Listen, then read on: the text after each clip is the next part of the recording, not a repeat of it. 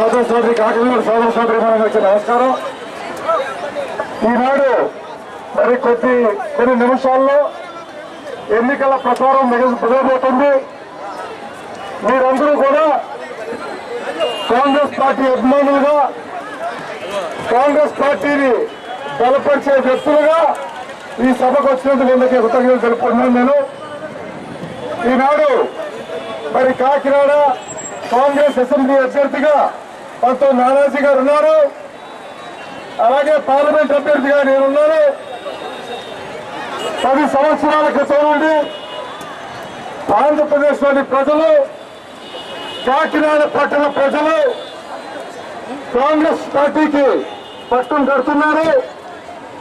రాష్ట్రంలోని కేంద్రంలోని కూడా కాంగ్రెస్ ప్రభుత్వాలు రావడానికి తోడ్పడ్డారు. ఈ 10 సంవత్సరాల్లో ఎటువంటి మార్పులు వచ్చాయో, ఏ విధంగా మనం అభివృద్ధి చెందామో, ఏ విధంగా సంక్షేమ పథకాలు మారుమూలన్న గ్రామాల్లో ప్రజలకి చేరుతున్నాయో మనం అందరం కళ్ళారా చూస్తున్నాం.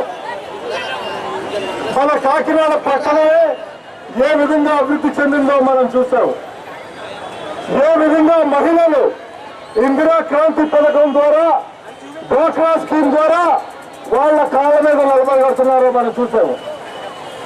ఏ విధంగా అయితే అర్హులైన వాళ్ళందరికీ కూడా రేషన్ కార్డులు వచ్చాయో, తెల్ల కార్డులు వచ్చాయో మనం చూసాము. ఏ విధంగా అర్హులైన వాళ్ళందరికీ కూడా పెన్షన్లు వచ్చాయో మనం చూసాం. ఏ విధంగా అయితే అర్హులైన వాళ్ళందరికీ ఇళ్ళు వచ్చాయో మనం చూసాం.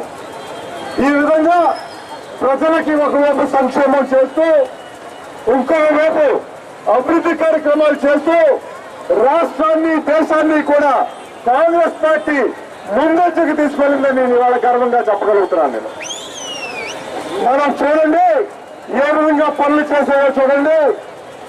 మన రాష్ట్రంలో ఈ 10 సంవత్సరాల్లో 3 ముఖ్యమంత్రులు మారారు.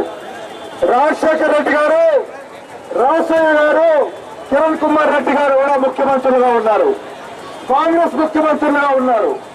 ఎటువంటి అభివృద్ధి కార్యక్రమాలు కాంగ్రెస్ పార్టీ సిద్ధాంతాల మేరకు ప్రజలకు చేరారో మనం కళ్ళారా చూసాం.